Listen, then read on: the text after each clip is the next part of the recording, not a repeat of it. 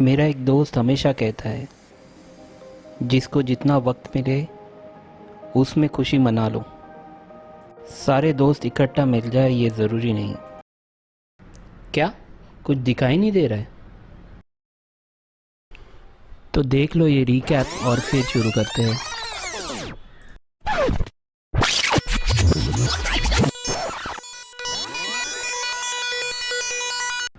अगर आपने पिछला एपिसोड मिस किया है तो ज़रूर जाके चेक कीजिएगा, डिस्क्रिप्शन में मैंने लिंक दिया हुआ है।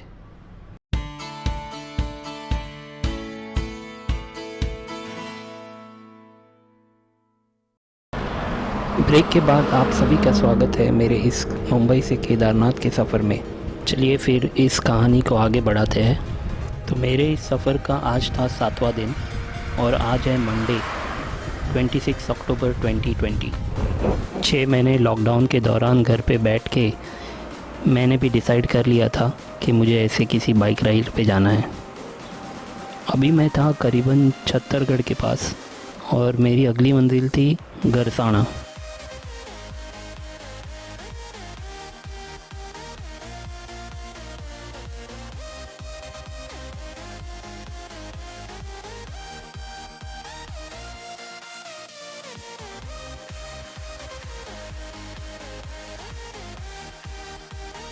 ड्रोन शॉट लेने के बाद अब वक्त था आगे बढ़ने का।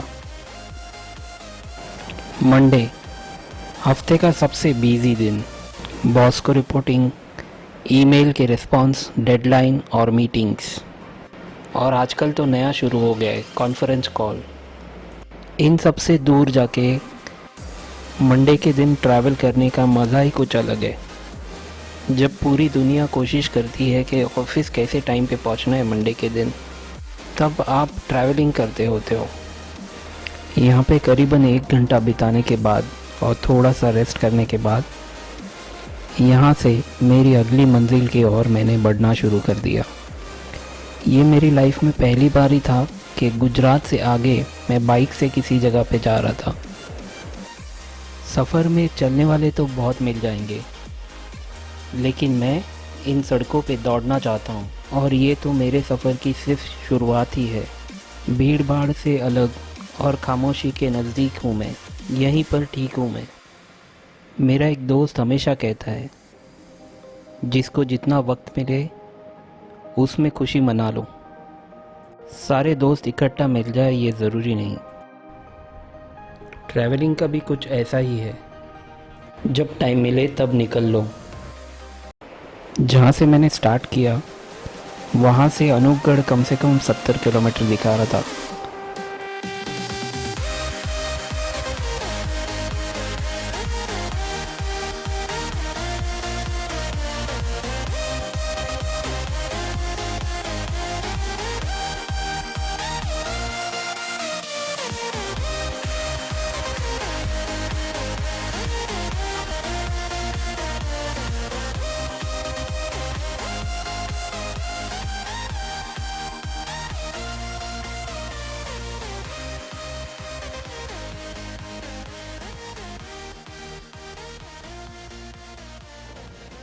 करीब 1 घंटा राइड करने के बाद भी अनूपगढ़ अभी भी 50 किलोमीटर था।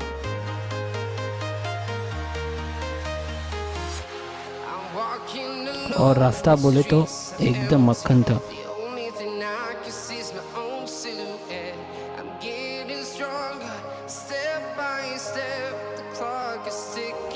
पूरे दिन बाइक चला चला के अब मुझे नींद आने लग गई थी और चाय की बहुत ज़्यादा ज़रूरत थी। आँखों की हालत तो सबसे ज़्यादा बुरी थी। हेलमेट का वाइज़र अगर बंद करो तो दिखाई नहीं दे रहा था, अगर वाइज़र को खुला छोड़ दो तो मक्खियाँ परेशान कर रही थी। आँखों में इतनी मक्खियाँ जा चुकी थी कि अब दर्द होने लग गया था। अब राइडिंग रोक के रिफ़्रेश होना और आंखें साफ़ करना ये ज़रूरी हो गया था।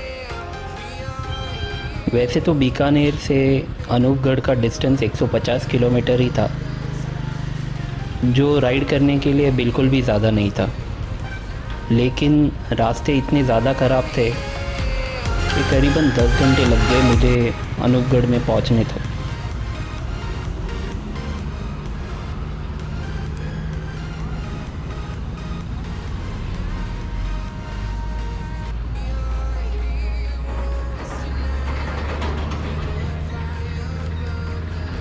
ये है अब्दुल भाई।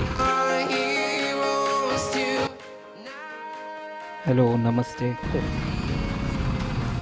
ये है ना, ये क्या हो रहा है पता है, ये चीज़ हिल रहा है, तो जब ये रास्ते पे फोकस गिरता है ना, हाँ कंपनी, तो ये क्या हो रहा है, ऐसा ऐसा हो रहा है, ऐसा ऐसा हो रहा है, तो सामने वालों को भी तकलीफ़ होती है जो सामने से आ रहा है, और अपने को भी इतना दिखाई नहीं, ये 2 लाइट्स तो है उससे दिखाई देता है, बट इसकी वजह से बहुत ज़्यादा दिक्कत हो रही है, वो पूरा लाइट को हिला दे रहा है, ऐसा हो रहा है। तो इसको एक टाका मार दोगे ना इसको पकड़ के, तो बहुत बढ़िया हो जाएगा दादा। एक मिनट,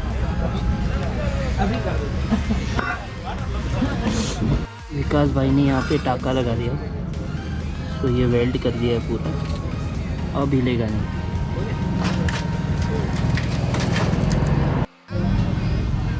चलो बाय भैया। हाँ, आते रहिए, कभी फिर कभी आए। ओके, पक्का पक्का एकदम। जब मैं उनको पैसे देने लगा तो उन्होंने पैसे देने से इनकार कर दिया।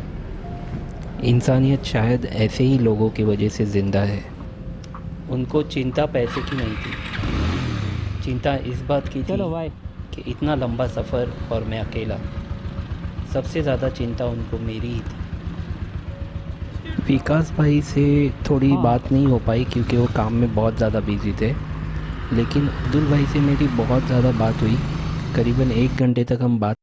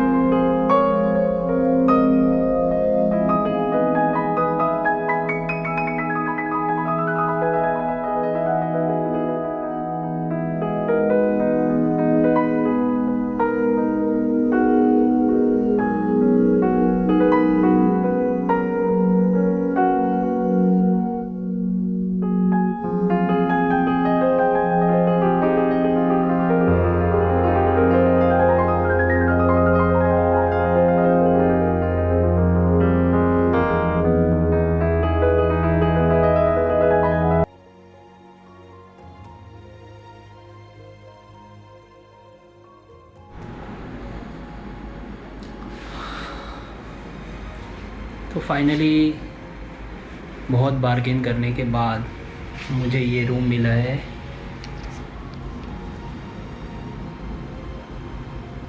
$450 में। सो मैंने थोड़ी देर पहले गिव अप कर दिया और ये रूम बुक कर लिया है।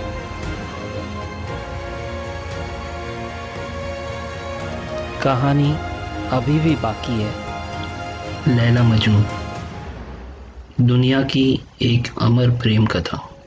अगर यहाँ तक वीडियो देख ही लिया है तो प्लीज़ लाइक कर देना और चैनल को सब्सक्राइब ज़रूर कर देना। तब तक के लिए keep watching and keep travelling.